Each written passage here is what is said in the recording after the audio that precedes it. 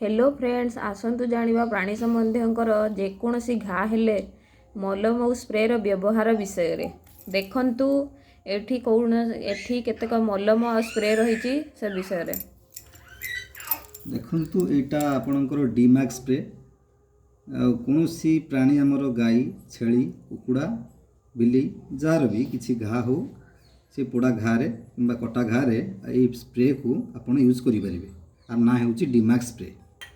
ये देखो स्काभन क्रीम यहाँ आमर आयुर्वेदिक क्रीम यहाँ आपंकर घा है आपने मलम को यूज करें।